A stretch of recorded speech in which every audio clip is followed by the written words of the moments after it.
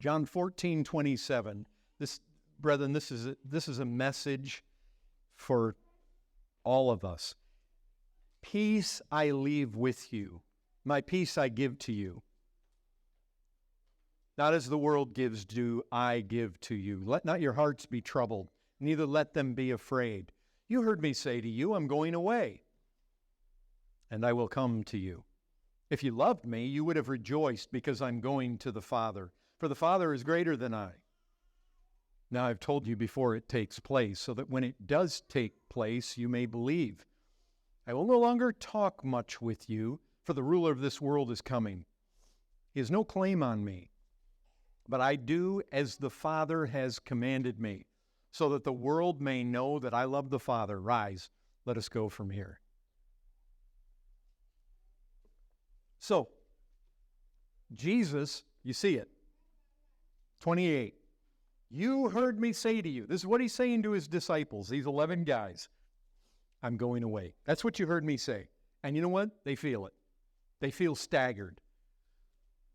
Their hopes, their expectations about what's going to happen, they're collapsing. We thought he was going to take the throne. We thought he was going to reestablish the kingdom. And then you know what he does? He says he's going away. He says, you know what? From this point forward, I'm not going to talk much with you guys. In other words, from here on out, he still is going to say John 15:16, and then he's going to pray in 17. And after that, there's very little that's recorded. And of course, then, the mob comes and they haul him away, and then he's on trial. And so he says that the ruler of this world, he's coming. I'm not going to talk much with you.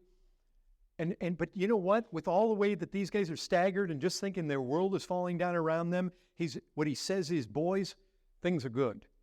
In fact, things are exactly on course. Let not your hearts be troubled. This is what he says in 27. And what you and I need to do is we need to personalize this. Because the truth is, look, you can sit here today. I know this. Something's coming in your life where this is going to be pertinent. Let not your hearts be troubled, neither let them be afraid. They're afraid. And if you, listen, think about it. You're Peter, there's Jesus in front of you. Which one of them do you think has more concern about the events that are unfolding in the moments ahead? I mean, if you basically figure in the next 24 to 48 hours, which one of these guys ought to be, if you really considered the facts, which one of them ought to be more full of fear? Which one ought to be more afraid? Which one ought to be more anxious? Jesus has 10,000 times more reason to be afraid. And but what you have to recognize is this. They're looking at Jesus. One of the things we can't see here is that when Jesus says, my peace I give to you, you have to recognize he's saying that. And there are tones in how he's saying that, and there's an expression on his face that would have communicated that exact peace. Right in the face. No man is ever going to know the horrors of the cross. Because even if you've been in hell for 10 million ages, you still don't know what it is to take the fullness of the sins of Abraham. If you can number the stars, you can number your children. I mean, the children of God are how many? And if you take all the sins of all those people and whatever the payment was that God demanded in payment for all of his people to be freed, and Jesus was going to suffer in the darkness of the sun not shining there, forsaken of God on that cross for 3 hours, somehow in 3 hours he was going to pay a sufficient price, and Jesus is going to be there, and he is going to be hanging on that cross. You just take Jesus just a few hours, and that's where he's going to be. And he's communicating peace. And you see, peace I leave with you. My peace. Jesus can't, there's no way he could have been talking about his peace if dread and nervousness were just engulfing him. And he says, I give to you. You have to get that. He's not just saying, hey guys, I'm at peace. And you should be too. He says, I'm giving it to you. You see that? My peace I give to you. Not as the world gives do I give. He's giving them. Jesus, this is one of the things that you need to recognize. Folks, Jesus doesn't count peace to be a trivial part of the gospel. It's one of the central ideas. It's one of the central realities. It's a central offer of the gospel. Now, let's think about this. What does the Lord mean when he says, my peace? What does he mean by peace? Let me ask you this. What's the opposite of peace? The Bible basically uses the term peace two ways. And so I'm looking for the opposite. What's the opposite? What's the antonym of peace in both the ways it's used in the Bible? Hostility. So there's one way that peace is used where the opposite is hostility, or what? Enmity, or what? War. The opposite of peace is war. How about the other way that it's used, which is the way Jesus is using it? It's the opposite of what? Anxiety. Exactly. And so just as we're thinking about the meaning, and think about this. When we're talking about peace that has to do with war, well, that's outside of myself. When it has to do with hostility, that's outside of myself. If I'm at war with God, that's a reality that is factual outside of myself, where anxiety is something that is true within me, something I experience. And so that we just need to recognize there are two ways that peace is used. One way has to do with the opposite of war. One way has to do with the opposite of anxiety. When we're talking about that which has to do with hostility and war, that is an objective. It's outside of me. Where there is a subjective which has to do with my experience. And so we recognize the two ways. This is very obvious. It comes at us all over in Scripture. One has to do with the relationship that I have with God. One has to do with the way I feel. And so some classic passages that have to do with the objective peace. Romans 5:1. Since we have been justified by faith, we have peace with God through our Lord Jesus Christ. And if you said, well, it's not really clear to me, does that have to do with our relationship with God, or does that have to do with the anxiety or the fears that I feel within? All you have to do is go a few verses later and you get this. For if while we were enemies, we were reconciled to God by the death of his Son, much more now that we are reconciled, shall we be saved by his life. So we see it's got to do with being an enemy and being reconciled. And then you have Ephesians. Listen to this. In Christ Jesus, you who were once far off. So you were far off. So your relationship with God was far removed. Your relationship with the people of God, far removed. But you've been brought near. How? By the blood of Christ. For he himself is our peace.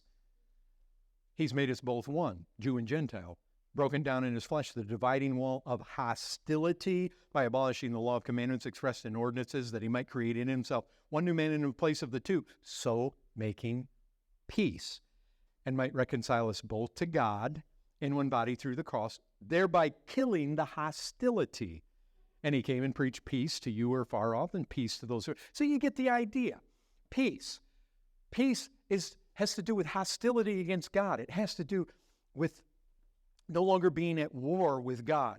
And then you have the way that Jesus used it in John 14:7, where it speaks of that different peace, that peace that's the opposite of a troubled, fearful heart. It's that subjective, experiential peace. And just two of the classic examples that I can think of is this. Isaiah 26:3, you keep him in perfect peace, whose mind is stayed on you because he trusts in you. And then again, Philippians 4:6, don't be anxious about anything. You see the anxiety. There's the opposite. Don't be anxious about anything, but in everything by prayer and supplication with thanksgiving, let your requests be made known to God. And the peace of God, which surpasses all understanding, will guard your hearts and minds. The thing about it is, Isaiah says, you will keep him in perfect peace whose mind is stayed on you. Philippians says, this peace of God, which surpasses all understanding, will guard your hearts and minds. You see, the kind that Jesus is talking about is the kind that it's in our minds. It's in our hearts. It's that inner peace. And the first peace, the peace with God, the second peace is what Philippians called it, the peace of God. So you've got peace with God, the peace of God. It's possible to have peace with God and not feel peace inside. But is it possible to have the opposite? Is it possible to have the opposite? Is it possible to not have peace with God and yet have peace within? Oh, if you're just thinking of the feeling of peace, then yes, about putting me. Is it possible to not have peace with God and yet have Jesus' peace? No. If you feel peace and you're not at peace with God, remember what Jesus said? Not as the world gives, do I give to you. You see, the world has a peace. We need to remember that. And so if we feel, the fact is that peace with God is the very basis for the peace of God. It's the very basis for feeling rest in the soul. And so one of the things that I want to emphasize here is this. I've done what is so often done. I want to talk about what's opposite of peace. But you know that both uses of peace in the scriptures, the main emphasis is not on the negative. It's on the positive. You see, what do you mean? Well, just this. If you really focus on the positive aspect of this objective peace, it's got to do with harmony of relationship. Listen, do you know what peace with God means? It doesn't just mean that I'm not at war with him and now we're kind of in a neutral state. I'm kind of like Switzerland in the Second World War. It's not like that, folks. It's actually that peace has to do with the fact it really stresses the harmony, like God brings me into relationship. It's not just that I'm not at enmity, it's that I'm God's friend. That's what's really being stressed. And in the second case, that subjective, it's not just the lack of anxiety that is so much stressed, it's the positive aspect of a state of well-being, just the tranquility of soul that I feel when I'm assured of salvation through Christ. Well, here's the thing. The subjective peace that we're talking about here is my peace. That's what Jesus calls it, my peace. Go over to John 16:33. I want you to notice an essential characteristic of Jesus' peace. I have said these things to you that in me you may have peace. You see that in him. This is his peace. In the world, you will have tribulation. But take heart, I've overcome the world. What I want you to see is this. Jesus' peace reigns in the heart of the child of God despite circumstances. Do you see that? I mean, that's a clear truth of 16:33. Why? Because he says, you know what?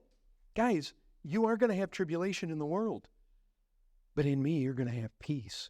You see what he's saying? He says, guys, the circumstances don't rule the day here. My peace trumps the circumstances. You guys may be going through difficulty. Guys, he's saying, I'm going to die like a criminal. I'm going to die on a cross like a criminal. And you know what? I'm going to suffer. I'm really going to suffer. I am going to be scourged. I'm going to be beaten. I'm going to be put on trial. I am going to be treated like inhumanly by the Jews, by the Romans, and they're going to kill me on that cross. And you know what? It's going to seem like defeat to you guys. And you know what? You guys are going to suffer too. You guys are going to be persecuted too. I'm not going to defeat Rome right now. I'm not going to set up a throne in Jerusalem. You guys are going to be put to it. You guys are going to go through tribulation. And you know what Jesus is saying? I promise you tranquility of soul. No matter what happens, just a settled confidence, this settled rest that is going to fill these guys no matter what events they face. And you know what he's basically saying? With this peace that I give to you, you're not going to be victimized by every problem that comes along. Somebody's described this peace this way as the heart's calm after Calvary's storm. I like that. MacArthur says it. I don't know if that was original with him or not. But here's what I would say. Here's the question. Do you know this peace? Despite circumstances in your life, do you know and enjoy? That's a better word. Do you enjoy it? Because it's an enjoyable thing. I mean, brethren, to be in a hard place, I'm in a really difficult place in life. and to have a peace that passes understanding sweep over your soul is not just, oh, well, that's good. That is an enjoyable part of what it means to be a Christian. This peace which the Lord speaks. I just ask you this, what is it like in your life and in your heart at a time of crisis? That's the question. Are you helped by your Christianity? Folks, we might call it the tyranny of circumstances. Circumstances, problems and difficulties come into your life. And you know what? We can just find ourselves victim to these things, and we can find ourselves despairing and, oh no, what if this happens and that happens and this is terrible? And are you able to overcome the tyranny of these circumstances, or are you just driven to despair when things get hard? This is such a practical test for every one of us to look at. Folks, do you realize what Jesus is doing? I mean, this is real. I'm giving you a peace. This is so far out of the realm of just theory. We can theorize all day long. We've got all our notions and all our ideas. But the real issue is this. When you're in this position, when you're in that situation, when things are happening to you, you ever been there? It's like, wow, real difficulties come out of my life, and you know what? I didn't do anything to deserve this. I didn't do anything to bring this on me. This came on me, and this is where I find myself. And when you find yourself in that position, in that situation, and things are happening to you, the question is this: what is your faith worth at that point? What is your Christianity worth at that point? Are you different from everyone else? Listen. So you can find this in the Psalms. Oh Lord, how many are my foes? You ever been in a place where a lot of people have been against you? If you've never been in that place, that is not a nice place to be in life. When you feel enemies are coming at you from every single direction, and sometimes God brings these storms upon us. How many are my foes, he says? Many are rising against me. Many say there's no salvation for him in his God. But you, O Lord, are a shield, my glory, the lifter of my head. I cried aloud to the Lord, and he answered me from his holy hill. And listen to this. I lay down and slept. I will not be afraid. This comes out of Psalm 3. You see what's happening? All these things are coming upon him. And he says, you know what, in the end, I can lay down and sleep. Do you know this perfect peace? It had to have come upon Peter with all reality. Do you ever consider that Peter has been captured by Herod, and Herod full well intends to do with Peter exactly what he did with James, and the angel, when he comes, actually has to kick Peter. You know why? Because he was sound asleep. If you were in prison, in the jail cell, and it was very likely you're going to be put to death very soon, maybe the next day, do you just sleep through the night? You sleep like a baby? I remember that there was a man, Christian man, who was on a piece of wreckage after the sinking of the Titanic, and he was going up and down in the waves. And he was on a sufficiently sized piece of debris, though it was being rocked by the waves, and the water was freezing. It killed a lot of people real fast. You can't survive long in those North Atlantic waters at that temperature. But he was up out of the water, and so he ended up living. And you know why? He was in a laying position. He wasn't sitting, and he said to the Lord, there in the waves of the North Atlantic, the darkness of that night, he said, Lord, there's no reason for both of us to stay awake. And he went to sleep. We're talking the peace that Christ gives to his people. That's what we're talking about. Do you remember Wesley? Wesley's on a ship. He's going to the United States. He only went to the United States once. Anybody remember where he went? He went to Georgia. You remember who he was on a ship with? Moravians. And they're in a storm. And guess what? Wesley was religious, but he wasn't saved yet. And they got, listen, you heard some of that cracks of thunder the other night? You get out in a storm, and you get lightning flashing, and you get the wind, and you get these waves, and you're in the kind of vessels that they would have been in the 18th century, out there in the midst of the Atlantic and a storm, and that ship is in real dire danger of going down. It is being rocked about by those waves. Oh, and those waves, they don't come in just perfect, rhythm. Those waves are coming and sometimes from different directions, and they're huge, and all you need is you know about waves. All it takes, you got various waves, and you've got various frequencies at which they're coming, and all it takes is a wave to cross another wave right at the perfect point and double the amplitude. And it'll swallow a ship like that, and you just never know. And there they are. They're out there in the midst of all this, and the Moravians are singing, including the children, and they are at peace. And Wesley's terrified. Brethren, this is, Jesus calls it my peace. Why is it his peace? It's his peace for at least 3 reasons. 1, because he gives it. It's his gift. He gives it by way of the Spirit. You remember there in John 14, you had verses 18 through 25, which was all about the giving of 16 and 17, he's talking about the other helper and the Spirit of truth and how that's going to all come out in the Father and the Son dwelling with the people, this Spirit being the help. It's through this Spirit that Jesus gives this as a gift. The other thing is that it's based on his cross work.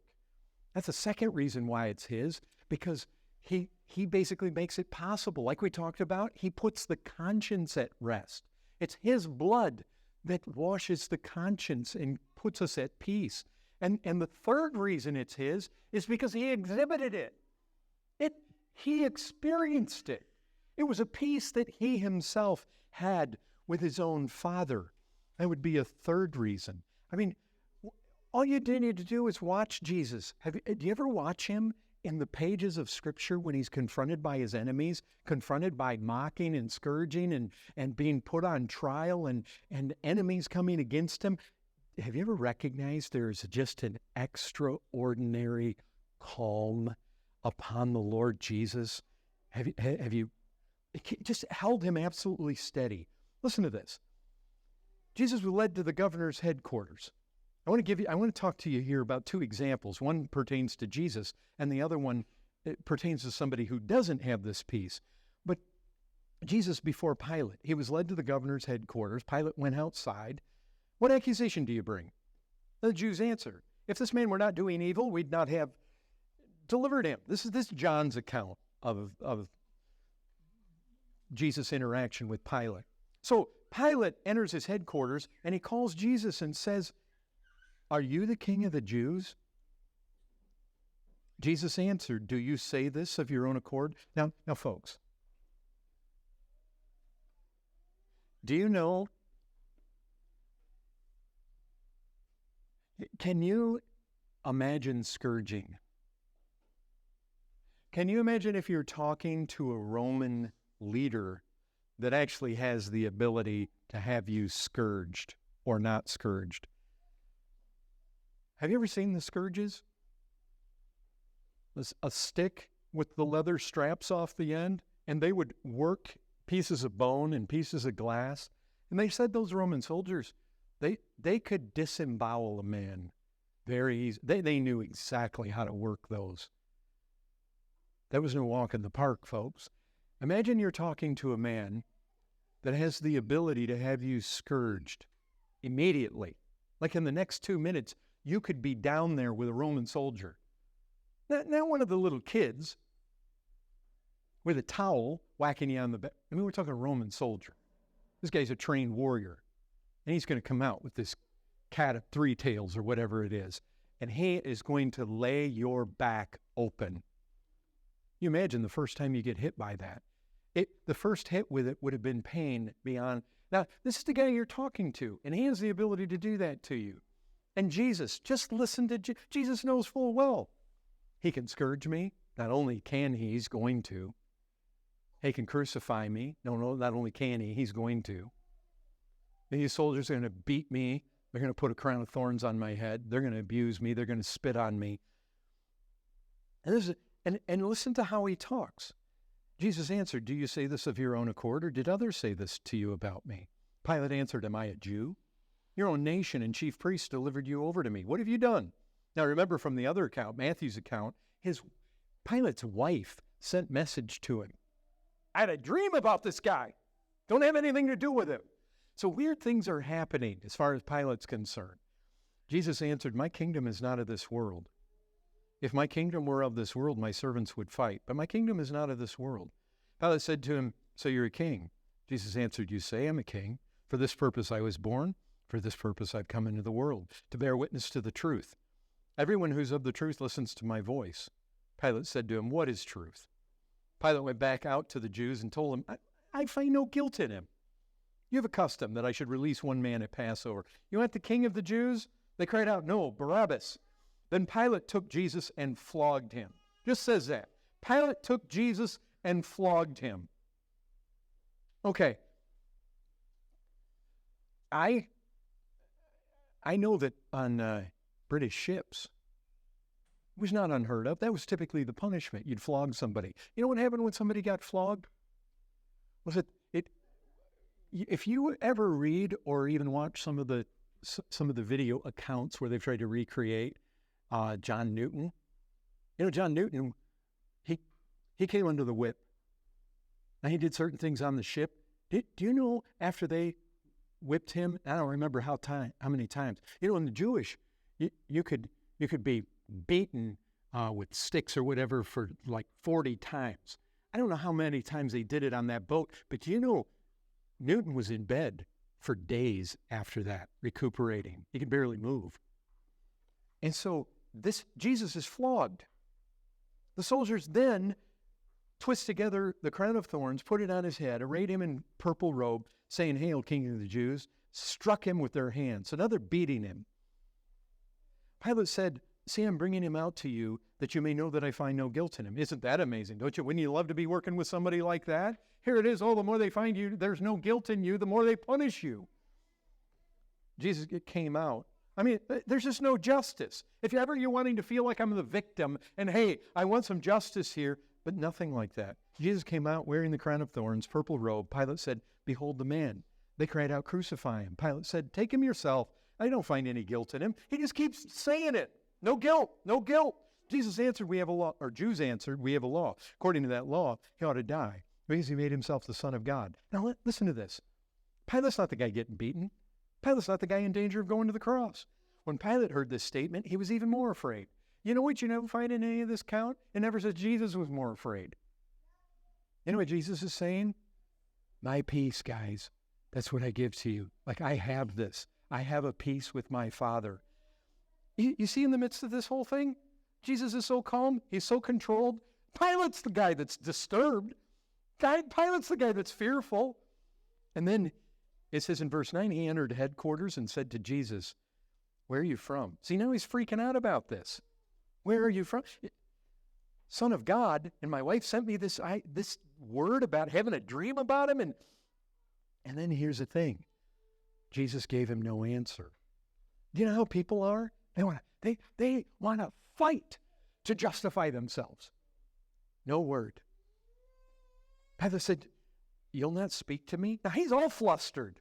Don't you know I have the authority to release you and authority to crucify you? You know what this is? This is unlike anything he's ever experienced. Any other time he's had guys before him and he's talked about putting them out there to justice and being punished for their sins. Oh, you ever been in a prison? Just go to the prison, guys, and talk to those guys about whether they're innocent or not. They're always victims. Somebody did this, and the court system did that, and that judge did this, and everybody's innocent. He says, don't you know I have the authority to release you, authority to crucify you? Jesus answered, you'd have no authority over me unless it had been given from above. Therefore, he who delivered you over to me has the greater sin. Folks, the peace he's exhibiting right here this is the same peace that he's talking about in John 14:27.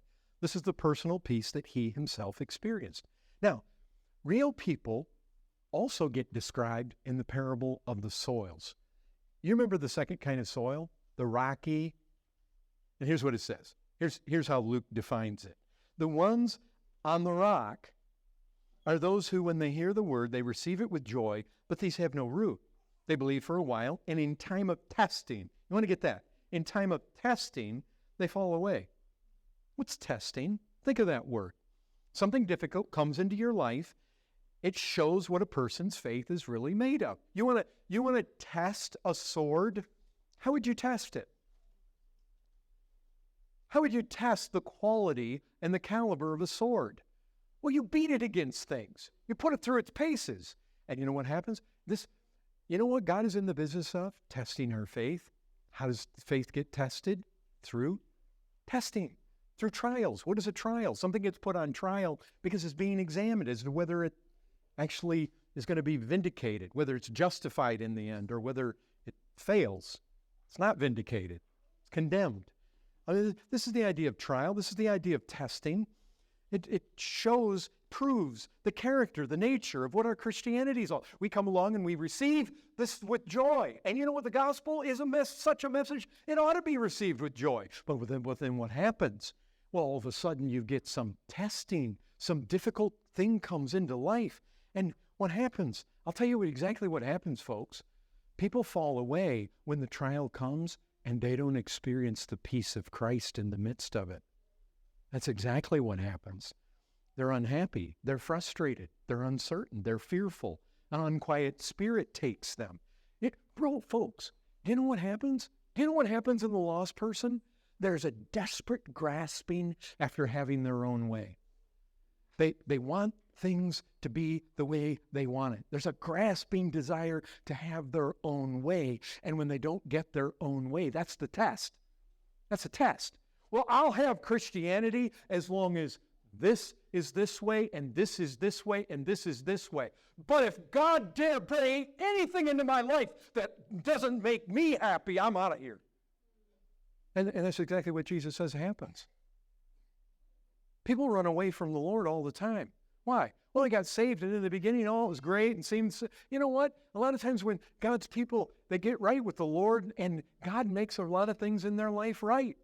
A lot of things get corrected. Relationships get healed and all sorts of good. But you know what?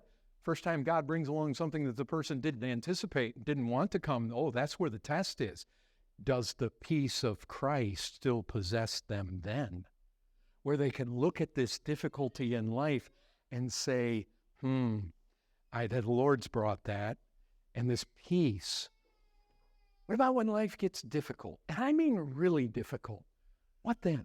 What happens then? That's the test. Can you go through it untroubled? When all of a sudden what you expected, oh, you know how that happens. We have such expectations. And all of a sudden those expectations are just dashed. At that point in time, are you helped in your form of Christianity? I mean, are you confronted by the problem and yet you can sit down and a peace comes over you and there's still the joy of salvation? And it's like, that passes understanding. Like, how did that happen? Where did that come from? Do you enjoy the peace our Lord speaks of? I mean, don't you feel like there's little else that provides such a sure proof and thorough test of our faith? I mean, look, folks, it's one thing to say you believe. It's one thing to say you're a Christian. But that's not the same thing as finding your faith is all of a sudden triumphant and your faith is victorious when these things are coming in upon you and you find yourself in a state of joy when everything seems to be against you. Folks, you know what? One of the things that it really shouldn't surprise us, but you know one of the things that we saw during COVID? If there was ever a season when I saw that many professing Christians do not have the peace of God, it was right then. That was a test, folks. That was a test. The people who fearfully cowered away. You know what? God's people didn't do that. God's people were at rest. And God's people just felt like, I saw it in my father-in-law. He said, you know what? God says we should meet, and I'm going to meet. God says I should be among God's people, and I'm going to be among God's people. Yeah, Pop, you're 95 years old. If anybody's going to be susceptible to COVID, and you know what? He caught it. We thought it was going to kill him. But he said, I would rather be among God's people and die. But you see, that's the peace. We saw a world that was absolutely frantic, People freaked out. And you know what? Many of them were professing Christians. Fear, anxiety. And we just need to be honest, folks. Do you lack a sense of security when difficulties come? You have no anchor for your soul. When serious things come into your life, do you feel this foreboding? There's no rest. I remember a guy that fell away in our church in San Antonio. But you know what he said? He said he always had this feeling that the overpasses on the motorway were going to fall on him. You know what? That's not the peace that passes understanding. That's something. Have any of you ever heard Melody Green's testimony, Keith Green's wife? You know what she said in the days after that crash? She said her conscience bugged her. She was not at rest. You know, have any of you seen that or heard her testimony? She said she really began to question. You know what she felt in her own soul? An anxiety that if she had been on that airplane, it would not have been well with her soul. You see, that is the peace that doesn't pass understanding. No peace. I remember Ruby, she always felt like, out of all of our family, and her family, our children, everybody at that time, Charity had a profession, but Ruby always feared the death of her lost mother. And then, of course, her mom got sick, and she died. And Ruby felt like she was going to, like there was this tidal wave coming. And when her mom died, she just felt like she was just going to be engulfed by this massive wave of sorrow and darkness. And you know what? She waited for it and it never came. Just the opposite. You see, there's a peace that passes understanding. This is what we're being promised. These great calamities, the peace of God reigned. He says, peace I leave with you, my peace I give to you. It's not like the world gives, do I give to you. Let not your hearts be troubled, neither let them be afraid. I remember hearing Ryan Fullerton one time, he was a pastor in Kentucky, but he talked about going through all these difficulties in the ministry, and yet at the end of the day, being able to go home and play with his children. That's a peace, folks. There's a reality to that in life. I remember Brother Andy speaking about his wife. Maybe some of you have heard the testimony. When they were in the Far East in China, all these children, especially these Tibetan children, Andy said, these little girls would come and they would sit on Rebecca's lap and they would just weep. Amma, don't let the Buddhist lamas take us away. Don't let them take us away. And Andy said, you know what? Those little girls, as they were growing up, 10, 12, 14 years old, he said, if those lamas would have taken those girls, they would have ended up being the playthings of the lamas. And you get these girls weeping, weeping, weeping. And people are saying to them, all you have to do is offer a little bribe. Andy said his wife would just be full of sorrow and weeping. He said one time he left the house and he just left her in just a ball of sorrow and tears. But he came home later, and there she was. And she was resolute. And there was a confidence. And she was just engulfed in that peace of God. Brethren, this is a reality. We're not talking about anything fictitious here. And this is, brethren, what we have to recognize is this is literally one of the glories of the gospel. The peace of God that passes understanding. You can't understand it. You can't understand this peace. You can't imagine it. Yet it takes you. You experience it. It's real. And do you see what it means?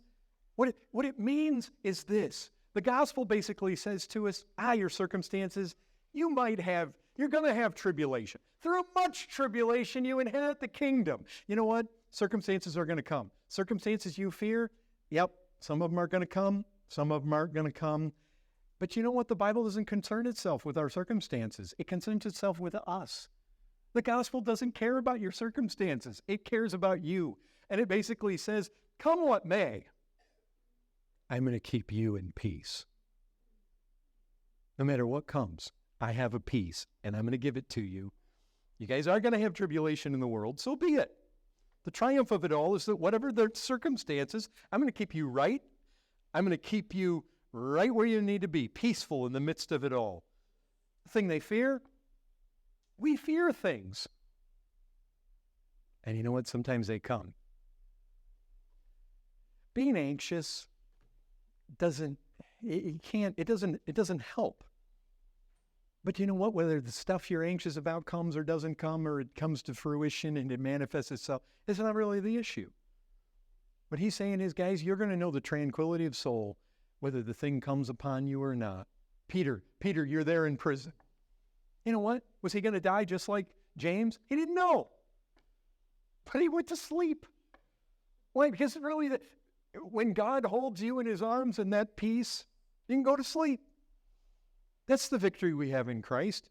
We're just trying, brethren, this peace of Christ is a triumph in this life, despite whatever circumstances come upon us. One of the things that I think about in all of this, and I've thought about this through the years, I would never want to put a man in ministry unless a man's been in the oven. Because I want to see, does he have that peace? Is there an evidence of it? I've also thought this, no man's marrying my daughter unless I see him in the furnace. I want to see what he goes through. And I want to see what happens. Because you know what? There's a peace that passes understanding. I want to see whether it's there. That's the test. Jesus promises people that they're going to have this. I just say this. Are you helped by your Christianity? I want to see a guy suffer. I want to see a guy go through a difficult time in his season. Or I want to hear about it. And maybe I don't have to see it perfectly myself, but I want to know from other people, how did the person navigate this? Before, I've mentioned to you the account of the Scottish Covenanter who received all these wounds in battles against the British soldiers, and he was thrown in a dungeon and piled high with chains, and he was laying there, and he had mortal wounds. He wasn't going to live. He wasn't going to survive. And his fellow Covenanters that were chained against the wall, he said to them, I don't know if I can bear this much longer. And as they inquired, it wasn't his pain that he was talking about. He said, I am feeling and experiencing such glory of God in my soul right now. It's overwhelming to me. I don't know if I can bear this much longer. And very soon he died. He was off to glory. But folks, there is a peace. We sang the song. Do you know the song behind Horatius Spafford? First, he lost a son in Chicago. He was, I forget at what point the fire took place in Chicago, but I know he lost many of his properties there. But he lost a son, I believe to cholera, if I'm not mistaken. And then he feels like in all the difficulties of all these situations, he puts his 4 daughters and his wife on a ship, sends them over here somewhere, and en route, there's some kind of collision or something. The ship sinks. His wife is saved. She gets and sends a telegraph back, saved alone. And so you know the story. He's on the ship. He's sailing over to meet his wife, and the captain tells him right where the ship sunk and his 4 daughters were lost. And he wrote those words, when peace like a river attendeth my way, when sorrows like sea billows roll, whatever my lot thou hast taught me to say, it is well. It is well with my soul. I remember one time going up to Michigan when my dad died, and there was a certain thing with the will. And if you were in it, you'd recognize. Just have your parents die and get in a will situation with your siblings. God gave me such a peace. It was supernatural. I remember another time. I told some of you the story about the first time I ever preached. I was absolutely terrified. The moment I stepped behind the pulpit, there was a peace that was supernatural. I remember another time somebody confessed something to me that was extremely difficult to hear and to be forgiving about. And I just remember being consumed by a sense of peace that was unearthly. I remember when doctors told Ruby she had a mass in one of her breasts, and we basically laid it down. Her sister had breast cancer. Now she does. This is something God's going to take us through. And there was just such a steadiness in the midst. It really surprised both of us.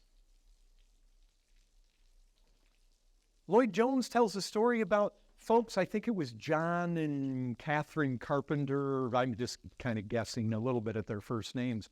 But there was these two. They had a daughter, and she was getting sick. They prayed for her. For 6 weeks, they prayed for her. And you know what? They could not pray, neither of them, praying separately. They could not pray, God, heal our daughter. They felt like they couldn't. All they could pray is, Lord, if it's your will, heal our daughter. And then 6 weeks later, she died.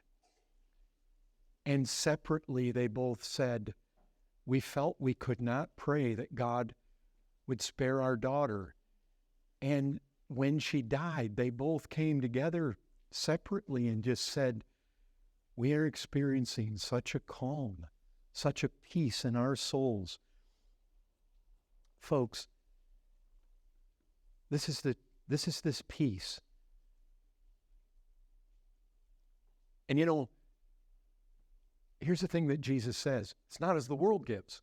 I give peace the way I give peace, not as the world gives peace. You know what? Ruby and I were visiting my mom's church one time. There's reasons why I visited this service, but my mom basically was in basically your British Anglican church. And they had a priestess. And so they have this woman up there. And it's like, Ruby and I were talking about it. I forget what happened. 1 or 2 people in the church died. The church was basically made up of old people, and they lived in the mountains of North Carolina. And this priestess was up there and making these announcements about how this person died, that person died, and somebody else was sick. And she finally said, she made this pronouncement. She said, these bad things just need to stop. You know how the world gives peace like that? You're sitting there thinking, well, that did a lot of good for the people. What we have hard things happening to the families, and what am I going to do? Stand up here and just say, they need to stop. I mean, what's that? What good does that do? You know what? You know how the world gives peace? Just by denial. You say stupid things like that, empty things like that. Or you just say to somebody, it's going to be okay. What do you mean? How do you just say that? What do you mean it's just going to be okay? Who are you saying that to? If you're saying it to a lost guy, no, it's not going to be okay. I mean, the only time you can really say that is if somebody's a Christian, but that doesn't even necessarily mean that the situation they're going through is okay. That may be a really difficult situation. What are you going to say? Somebody's wife dies, somebody's husband, well, it's going to be okay. Well, yeah, when you die and you're going to go to glory, but you know what? You've got a lot of suffering ahead. I mean, one of the things about that the peace of Christ does is it really hits us with truth. It always deals with the facts. It's not some imagined thing. It's not some state of denial. I'll just recount this story again. When I was working as an engineer, I'm in, the place employed, I don't know, it's between maybe 1,000 people. And I was in the cafeteria, and the cafeteria at any one time might have 500 people in it. And, all these people were in there, and the cafeteria is full, and there's a guy that I worked with who worked in the machine shop. He was sitting next to me. And I said, Steve, you ever think in 100 years all these people are going to be dead? He looked at me. He said, this with disgust. He said, I try not to think about that. Yeah, that's how the world brings peace. Ignorance. Isn't that what they do? I mean, when I was lost, if I went to a funeral, guess what the first thing I want to do when I got out of the funeral? Shake myself like Samson, forget about it, let's go get drunk. Right? Anybody else there? Maybe you didn't live that kind of life, but that was me. Why? Don't want to think about it. Stick my head in the sand. Got to be denial. You know what God says through the prophet Jeremiah, they've healed the wound of my people lightly, saying peace, peace, when there is no peace. You know what false religion does? You know what's so sorry about the Muslim deal? Oh, Allah, he's merciful. That's a lie. There's no mercy aside from the atonement of Christ. That's just a lie. It's just peace, peace when there is no peace. All those imams. And go look at, like I said before, go look at the Muslims' eyes when they're old. There's no peace. That's a fake. It's ignorance. You know what people try to do in this world? They try to manipulate their circumstances and keep them protected and couple it with massive amounts of ignorance. And that's really what they do. That's what the people all around us are doing. All the people here in Manchester, they're just going around. The ungodly try to surround themselves with just positive positive thoughts, positive circumstances, protect their circumstances, protect them. I got to protect my money. I got to have retirement. I got to have my savings. I got to protect it all. I got to have alarm systems, and I got to have retirement, and I got to make sure I eat right and do the right health things, and everything's protected. Why? Because you're trying to protect everything the way it is when you feel like it's good. Get away, protect it from the troubles coming in, and you're just surrounded by lots of ignorance, refuse to face the facts. I was just reminded lately about the Simon and Garfunkel song where they say, "Hello, darkness, my old friend." Now, besides all the reasons as to what that meant to those guys, it's like darkness is no friend. Ignorance is no friend, folks. Any peace based on ignorance is just, you're cutting your own throat. And that's what the vast majority of people are doing. They just would rather not know. And then you have entertainment, fun, laughter, pleasure. What does all that do? You know what that does? That numbs us for a moment. You remember back during the Great Depression? No, none of us remember that, but you know about it. But in the United States, you know what was really big at that time? Movies. Probably over here too. Listen to this. I came across this. How movies got us through the Great Depression.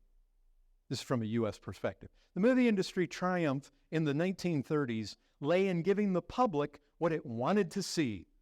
Its product, get this, was therapeutic diversion. Don't you love that? Just put that name on it. It's therapeutic. That almost sounds good. You know what it is? It's deception, folks, that leads people to hell. Because what does it do? Listen, therapeutic diversion for millions of Americans who needed to get away from their troubles. By providing this crucial relief, American film reached a pinnacle of influence at a time when most other industries were struggling mightily. You see what's implied? People needed to get away from their troubles. As though movies actually did succeed in helping people get away from their troubles. But you know what? Jesus' peace is not like that. Because you know what happens when you walk out of the theater and get hit by reality again? There's your troubles again. It's the same with drugs and alcohol. That's what people go to them for. Why? They make you forget for a moment. But you know what? There's a euphoria that we get from certain things, but it's only just passing. Sin. It's like the pleasures of sin. It's only for a season. These things they just pass away. You know what happens? We try to imagine a given moment of happiness, and then we imagine that it's going to go on forever. And what we try to do is we try to protect it for as long as possible. I mean, if you really just say to somebody, "Hey, do you realize we're all dead 100 years from now?" Well, I try not to think about it. Well, what are they trying to think about? Well, they're trying to think, well, I feel pretty good when I go home and I'm camp out in front of my TV and I have a beer in hand and I got a wife and I got my family over here and I got friends and we do this and there's vacations lined up. And see, you try to preserve that for as long as possible, And darkness is your friend. You don't want to think about too far in the future. You're just going to protect this. You think you're somehow invincible. You're just going to go ahead with this as long as you can. But you know what? Jesus' peace, it's not based on that. Man is so expert at just creating his own fake, false idea of euphoria, never facing the real problem, only just seeking to mitigate the symptoms. This world's peace, folks, is worthless. Do you realize if every person up and down these streets right now actually had a DVD that they could pop into their computer that would show them what's going to happen to them in the next 100 years? I mean, exactly. It would show them how they're going to get old, they're going to get sick. One day that phone call's coming, your wife is dead, your wife's left you, you've got cancer, heart attack, straight line, all the things in this world that we try to hold. You see, the people of this world, the way the world gives peace is it's just the devil's behind it. It's just promises that it's going to be forever. Just don't worry about it today. Even if you recognize 100 years from now, it's not going to happen tomorrow. It's not going to happen the next day. But you know what? You know what the truth is? One of these tomorrows, people do wake up in hell. One of these tomorrows, you do come face to face with God on Judgment Day, and He is a very holy God. And He does throw body and soul into hell. And Jesus said, you know what? That is a good anxiety, and that is a good fear. You ought to really have that. And people try not to think about that.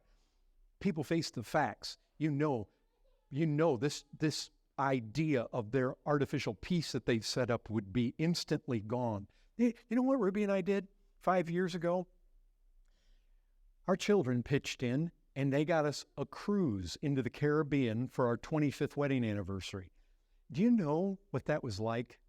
Well, for one thing, Ruby and I were really limited on what we could do because we didn't go to the casino. We didn't hang out in all the bars. We tried one show one night, and we had to leave it 10 minutes in. And anyway, basically we hung out in the room, and we went to the gym, and we hung out up top. And anyways, we had a balcony, so you'd just stand there and just watch the ocean. But it was nice, and we could read. But you know what we recalled about it? It was like a 5-day or 7-day, I forget what it was. But when we first got there, man, everybody was excited. I mean, they were just festive. Do you know the last day as we were going into port, there was a feeling of death. It was like we saved up for our cruise and now it's over. The emptiness on these people's faces, and it was everywhere. It was wherever you looked. We were down in the cafeteria and we were eating, and everybody, it was like we looked around, you just couldn't believe it. Every single face. It's like just depression. Said it, not with us. We're happy. Why? God gave us a time away. We're thankful for it. Now we're going back to life and we're kind of refreshed. And, the expectation in the end is glory. And we've got this, it's all totally different. Folks, this is how the world gets it. Jesus' peace. It brings us face to face with the facts. You know what he does? Folks, we're just about done. I know it's hot, but Jesus basically brings us face to face with the true facts. He confronts us with the true cause of our unrest, why our consciences aren't at peace. He deals with us about sin and death and judgment and God being a holy God and hell and forever. And that if we come to Christ and we confess our sins, he's the very one who's the Savior, who's paid it all. His own lifeblood there on Calvary's cross. He offers this. We can stand before God as if we've never sinned. When that blood washes our conscience clean, like I was talking about in the Lord's Supper, we just feel it. It doesn't matter what happens. It doesn't matter if you're at the end of the cruise. It doesn't matter if the thing you feared comes upon you. It's like, yeah, this may be a road that's going to be really difficult to walk. But you have so many people that are just living for the happiness that can be got. They're living for the things in this world. And so what do? Everything is bent on trying to protect what they have and what they believe makes them happy in this world. That's thus all the health insurance and the life insurance and all the things with money. There's a real trust in the money. Why? Because that's felt like that's what can keep me safe in my little bubble. You know what happened when we were in Wales?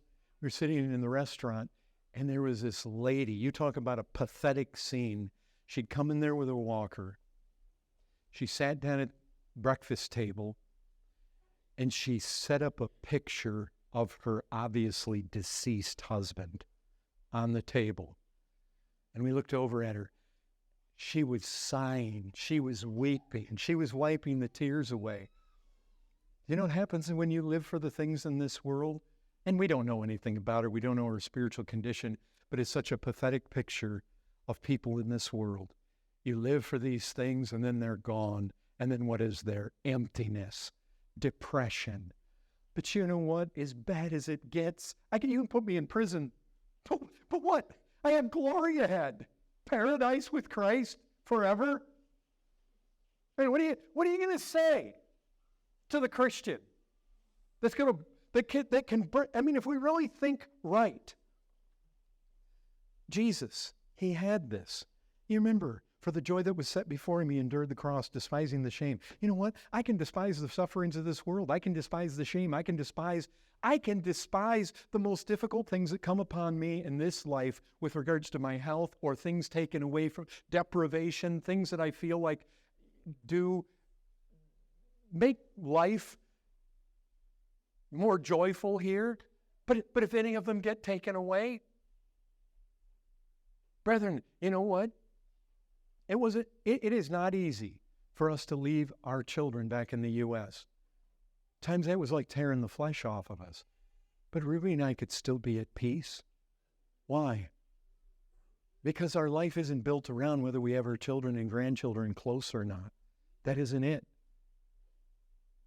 And you know, I could think about the trial that it would be if I lost Ruby or if she lost me. But the fact is, Christ is more important to us. And he offers us promises that in the end, we'll see each other again. We'll worship Christ together. I mean, the fact is, the peace of Christ is based on reality. The peace of the world is based on just ignorance. It's not valid. It's empty. Troubled heart? Oh, why? We haven't faced the facts. Been seeking refuge where there isn't any. The Proverbs says what the wicked dreads will come upon him. Would you escape the vanity of it all? Well, there it is, Christ's peace. Peace I leave with you, my peace. You know what I imagine as I was looking at this? I was thinking later. The disciples really didn't know what Jesus was about to face. But later, especially after the Spirit was given and their eyes were open to everything, can you imagine Peter thinking back after he came to realize, wow, Jesus, when he was speaking to us there in that upper room about his peace, he knew he was ready to face the scourge, that trial, the cross, the wrath of God. And I don't doubt he just remembered the look on Jesus' face, the tone in his voice. And when he said, my peace, and what he would have remembered is just how Jesus exuded peace. And then thinking later, I just imagine him sitting around the campfire, as he traveled the world preaching the gospel, and just thinking, Jesus was so at rest. Even with all the horrors of the cross he knew were coming. Well, why? For the joy set before him. He could despise it all. And that's where we're at. Brethren, if you're a Christian, you have to remember this. He said, don't be anxious. Don't be afraid. In other words, I'm going to give you my peace, but there is still a place where you need to not be afraid. What does that mean? Well, it means you need to apply the truths to your own mind that back up that peace. You need to think about reality. Anytime you get in a difficulty in the Christian life, if you're full of anxiety, it's because you're not thinking right. If you really see it the way that you ought to see it according to the facts, then that peace that passes understanding should just grab you, hold you, keep you. That's the promise of Scripture, as long as your mind is stayed upon him. That's the problem. You get into difficulties and what your mind gets trained on the circumstances, not on him and his promises. And Father, I pray that this just the church would come all the more to know the realities of this peace, Christ's peace, that's promised in the gospel. Lord, do we want it? In Christ's name I pray, amen.